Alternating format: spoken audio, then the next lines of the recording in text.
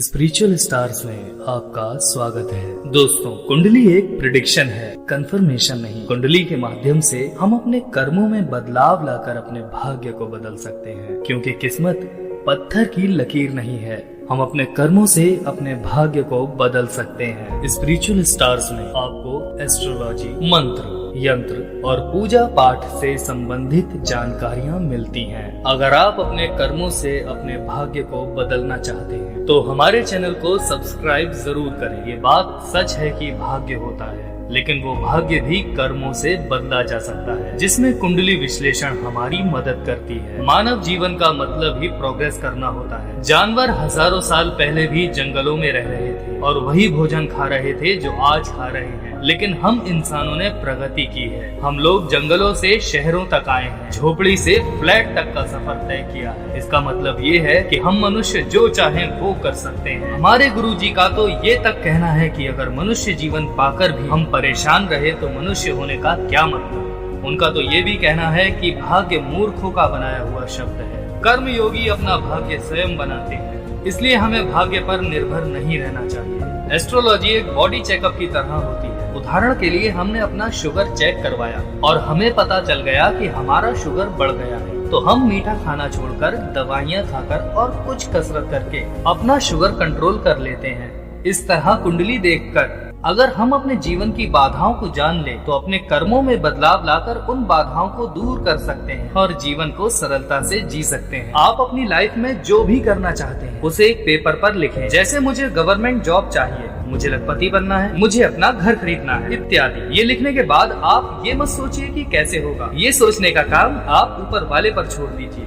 आप जब ऐसा सोचते हैं या लिखते हैं तब उसी वक्त हमारे दिमाग में एक बीज उत्पन्न हो जाता है। उसके बाद पूजा पाठ और उस इच्छा को पूरी करने के लिए हम जो भी काम करते हैं उससे ऑटोमेटिक वो बीज पौधा बनने लगता है और एक दिन पेड़ बन जाता है, यानी हमारी इच्छा पूरी हो जाती है। लेकिन इसी का उल्टा, अगर हमने ये सोच लिया कि मुझसे ये काम नहीं होगा तो हम खुद उस काम का रास्ता बंद कर देते हैं। जिस प्रकार ब्रह्मा के सोचने मात्र से ही सृष्टि की उत्पत्ति हो गई थी, ठीक उसी तरह हमारे जीवन में भी जो होता है उसकी शुरुआत हमारी सोच से ही होती है, क्योंकि हम भी ब्रह्मा की ही संतान हैं। अगर हम सोच लें ये काम हमें करना ही करना है और फिर उसे करने का प्रयास करें तो वो काम निश्चित ही होगा। पूजा पाठ से सब कुछ संभव है, इसलिए पुराने समय में सारी समस्याओं का समाधान पूजा पाठ से किया जाता था। जैसे बारिश नहीं हो रही तो पूजा, सूखा पड़ गया तो पूजा, यानी पूजा पाठ के माध्यम से हर समस्या का समाधान किया जाता था। लेकिन कलयुग में पाप बढ़ने के कारण लोग पूजा पाठ का महत्व भूल गए हैं। पूजा पाठ का महत्व मैं आपको एक उदाहरण के माध्यम से बताना चाहूंगा। उदाहरण के लिए मान लीजिए कि आपकी सबसे बड़ी समस्या पैसा है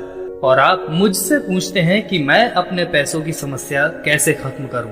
तो मैं आपसे कहूंगा कि आप हर रोज अपने घर में 11 बार श्री कनकधारा स्तोत्रम का पाठ कीजिए। कनकधारा पाठ करने के बाद आपकी आमदनी बढ़ने लगेगी या कुछ न कुछ ऐसी स्थिति बनेगी कि पैसे आने शुरू हो जाएंगे। इसके बाद अगर आपको ज्यादा पैसे चाहिए तो आप कनकधारा का पाठ 11 बार से बढ़ा सकते हैं। इसी तरह अगर आपको गवर्नमेंट जॉब चाहिए तो आपको आदित्य हृदय स्तोत्र का पाठ करना चाहिए। डिप्रेशन से छुटकारा पाने के लिए सीता अनुप्रास, शादी होने के लिए दुर्गा सप्तशती का एक मंत्र है। ऐसे बहुत सारे उपाय हैं। आप बहुत सारे लोगों को ये समस्या आती है कि वो पूजा पाठ के लिए ज्यादा टाइम नहीं दे सकते, तो आप खुद ही सोचिए कि हम जिंदगी के 21 साल सिर्फ एक जॉब पाने के लिए पढ़ने में लगा देते हैं, तो क्या अच्छी आमदनी के लिए हर रोज कुछ मिनट नहीं निकाल सकते? समय ना मिलना भी एक तरह का बहाना है, क्योंकि आजकल लोग हर रोज फेसबुक और व्हाट्सएप में घंटों समय बर्बाद कर देते हैं। तो अगर आप सोशल मीडिया जैसे यूजलेस चीजों के लिए घंटों समय निकाल सकते हैं तो पूजा पाठ जैसे यूजफुल चीज के लिए आप समय तो निकाल ही सकते हैं। पूजा पाठ की शक्ति को प्रमाणित करना ही हमारा मुख्य उद्देश्य है। अगर आपने हमारी गाइडलाइंस ठीक वैसे ही फॉलो की जैसे हमने बताई हैं, तो निश्चित ही आपको अपना मनचाहा फल प्राप्त होगा। मैं ये नहीं कह रहा कि दिया और धूप बत्ती करना गलत है, लेकिन हम इंसान हैं और हमें अपडेट और अपग्रेड दोनों होना पड़ता है। पहले जमाने में धूप बत्ती करने से काम चल जाता था,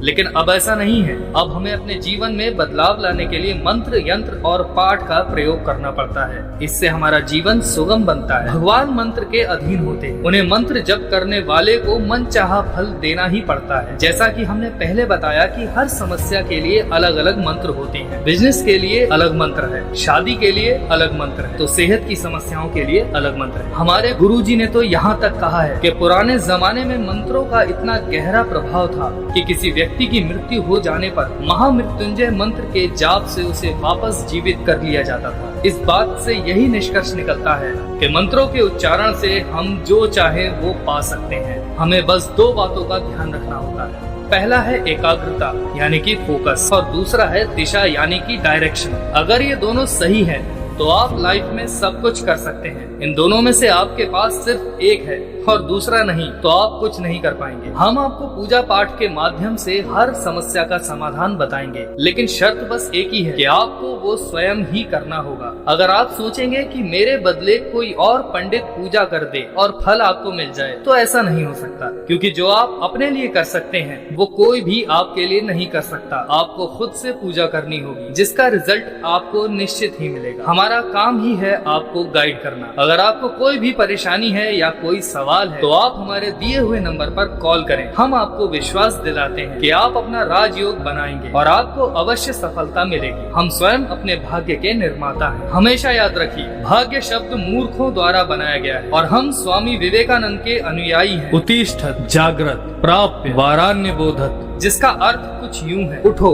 जागो और जानकर श्रेष्ठ पुरुषों के सानिध्य में ज्ञान प्राप्त करो। धन्यवाद। हरि ओम।